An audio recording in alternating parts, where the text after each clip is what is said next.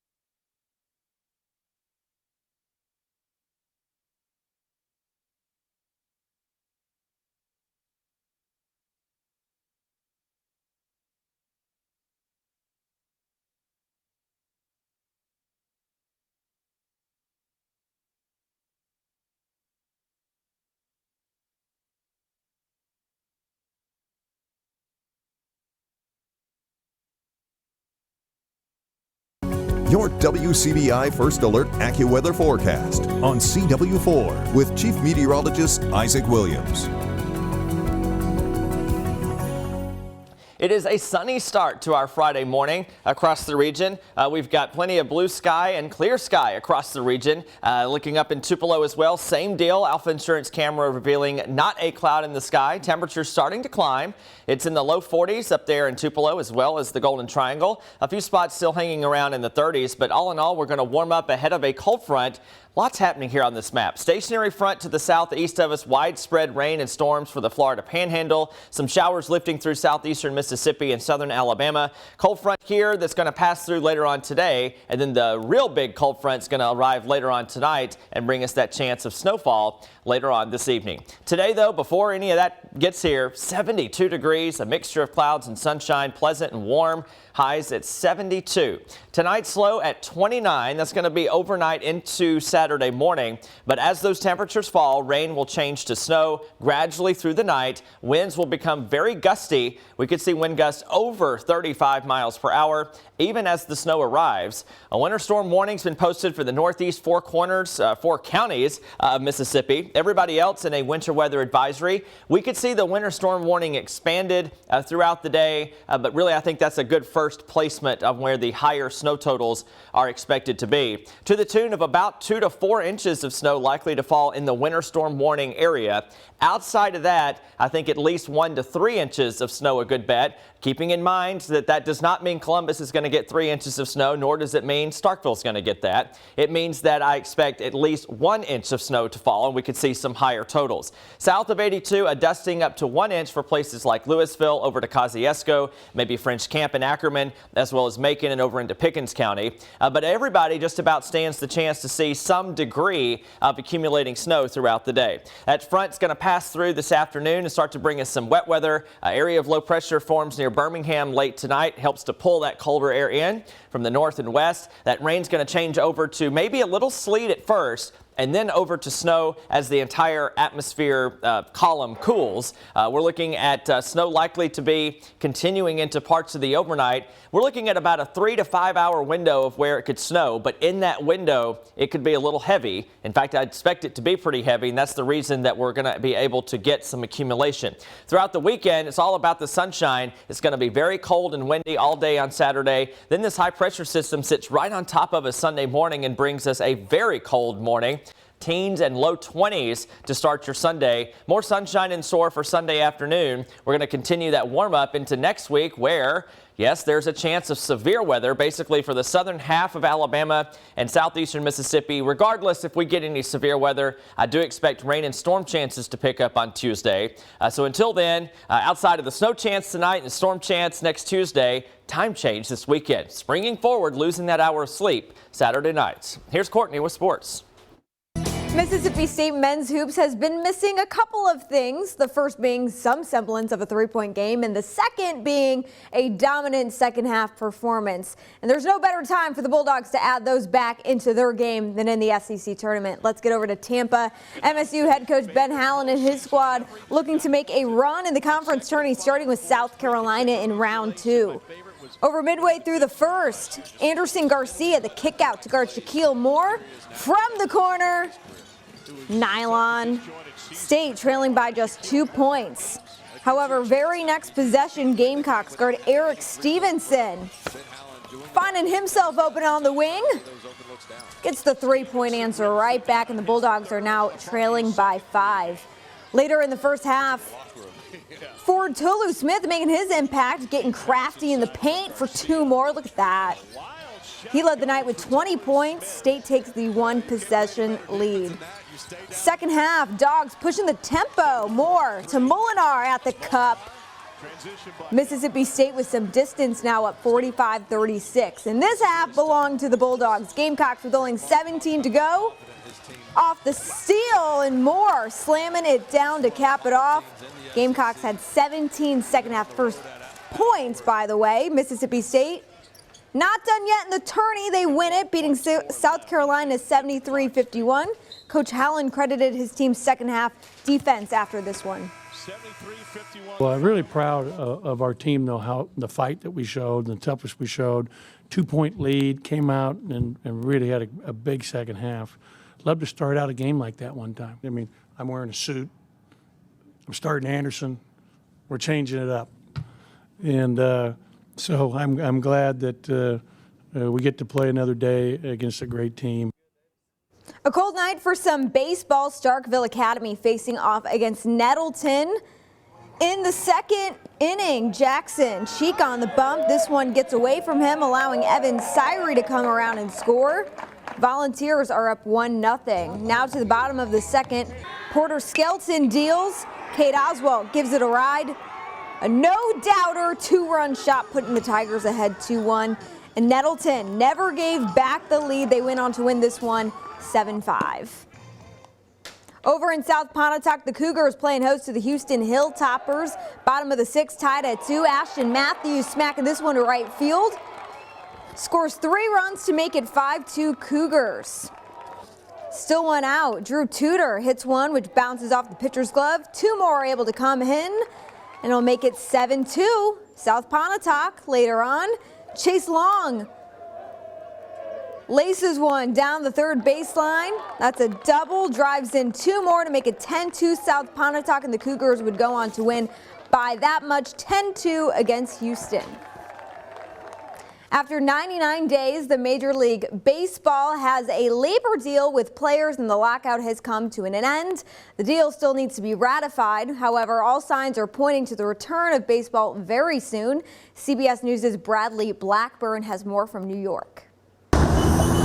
CBS News has learned Major League Baseball has reached a tentative agreement with players, saving the 162-game regular season. Spring training is expected to start on Sunday, more than 3 weeks late. The regular season will now begin on April 7th, about a week behind schedule.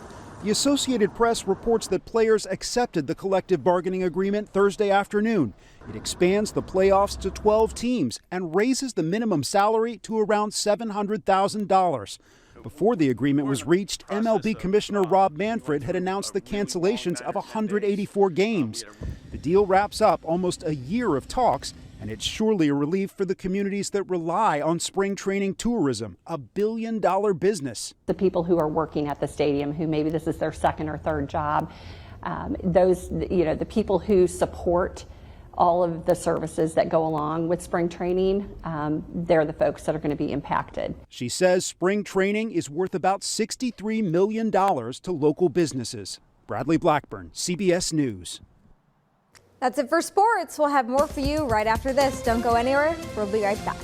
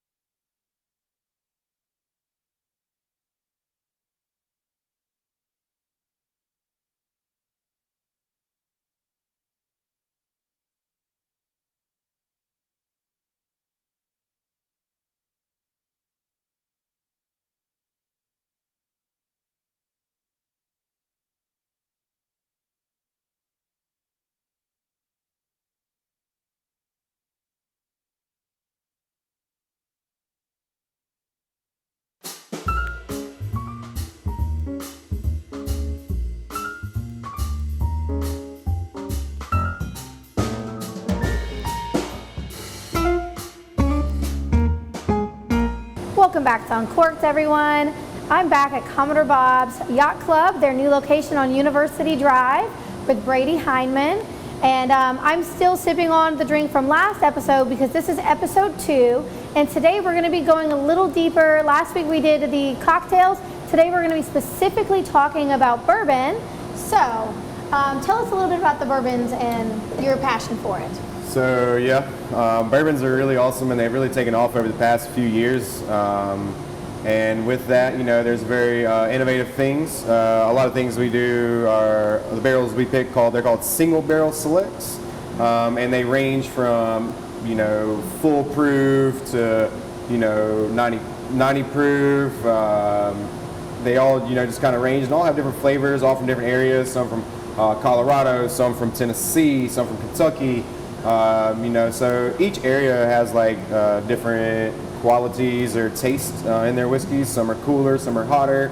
And with picking single barrels, you get to like go up to the distilleries wherever they are, and they lay out these barrels in front of you, and you get to taste them and see which one that you think tastes the best. And then a couple months later, we get it and we get to give it to you guys. So first, we're gonna start off with let's start off with the lowest proof. We'll start with Buffalo Trace. So everybody's heard of Buffalo Trace. Amazing product, made in Frankfort, Kentucky. This was our first single barrel ever that we picked. Really delicious. Start with a small pour. So lower proof is probably not going to taste as, you could say, like alcoholic. It's not going to have as much heat. Correct. A little, I love all bourbons. Some occasions call for different proofs and, taste, just kind of whoever you're sharing it with. And whenever you do a bourbon tasting, you want to start off with the lowest proof, wait to your highest proof. That way it doesn't mess your taste buds up. Yeah. This one is around 9 years old. And it's going to have light oak, sort of. You can tell it's some age on there. A little bit of vanilla. Yes. Lots of oak on the finish. Not too hot. And definitely full body. With a little touch of sweetness. It doesn't make me feel like I need to water it down or like add anything to it. Something I can just drink by itself. I'm one of those people like a little bit lower on the alcohol level for bourbon does better for me right now. Right. Next, we're going to move to Ezra Brook. This is called our Organized Crime Pick, and this is a sour mash whiskey. So, which means they take a little bit of each of the previous mash and mix it with the new batch, so it's consistent flavor across the board. So, Masters of Bourbon, or MOB, which is what all your bottles say, is you, Commodore Bob's Bottle Shop, and Jason at Jug in Columbus. That's correct. And basically, what we do, is a group of friends that started picking whiskey barrels together and came up with the MOB, Masters of Bourbon. So we enjoy. So that's kind of how we branded it. And y'all built a kind of a culture around here on bourbon, especially in the liquor stores. Like, people know if I want a good bottle of bourbon, these are two places in the Golden Triangle to go and pick out awesome selections. Yes, very true. Thanks for joining us this week, and tune in next week where we'll be doing a few more bourbons. Thank y'all so much, and cheers.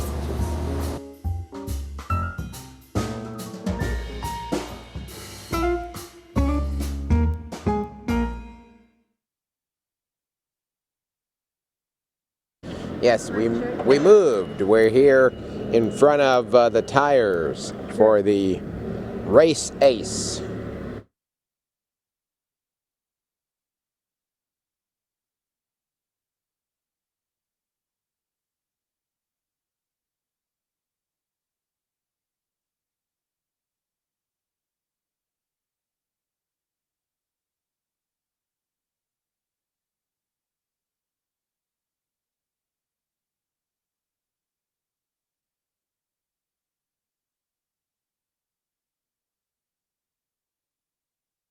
So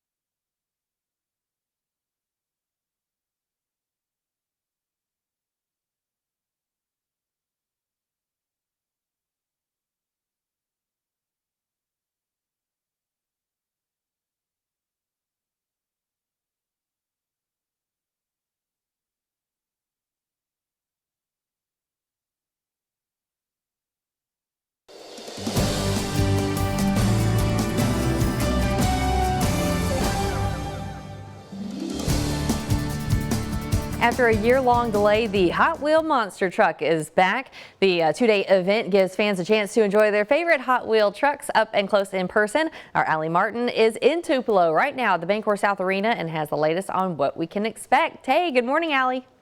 All right, hello friends. Allie Martin here on the floor at the Bancorp South Arena with Christian Norman, the driver of Bigfoot, but we're here in front of Race Ace, and when you see these trucks, Mr. Christian, you see the tires. So right behind you here, talk about this one. When they're on these tires, what's the term? Monster truck. Monster truck, and they're tired up. Oh yeah, this is what makes a monster truck a monster truck. These Right huge here. 66-inch tires that are about 700 pounds each. Okay. So to move these things around, you definitely got to eat your Wheaties, that's for sure. Very good. Now, these tires are huge. I'm going to push this one out of the way a little bit with a little help from our friend Christian. This is how you drive them around though, right? They're tired down, so come a little bit closer. Yep. Tell us about this. When you see, this is how they have to drive around to get in and out of the trailers, right? Exactly, because these things have horrible gas mileage, so we can't just drive them around the country. Like last weekend we were in Rockford, Illinois doing a show. Okay. So we got to put these little itty bitty tires on to fit them up in the trailer, and you only have maybe like 2 inches on each side to fit right up inside the race hauler. And then when we being here in Tupelo, gonna get ready for the show, take those lug nuts off, put the big tires on, ready to go. Put the big Firestone tires on, absolutely. Yeah. And like you said, 700 pounds. These tires, I mean, they really help make the truck what it is. It's a great visual. What do you like about doing this? This has got to be a fun job. You get paid to do this. Yeah, yeah, right. I mean, sometimes I'm like, holy cow, I actually get paid to do this, But the driving is a lot of fun. It's like you're in control of your own roller coaster when you're out there jumping cars. But my favorite thing is seeing all the fans smiling and just having a great time. That's what gets us excited. When you got a quiet crowd and okay, cool, which we've never had, by the way. It kind of gets you to, all right, I guess we'll just get through the show. But when everybody's jumping, excited, and just carrying on, man, we get excited, and that's when you get the greatest moves and all the crazy saves and everything. So it's a great time here. First time ever in Tupelo, like I said earlier. So like I said, Rockford, Illinois was last weekend. We're here in Tupelo. We're just having to have some fun this weekend. Awesome. Saturday and Sunday, we're going to check back in with Mr. Christian in about 20 minutes. Until then, we're at the Bancorp South Arena. We'll see you in a little bit.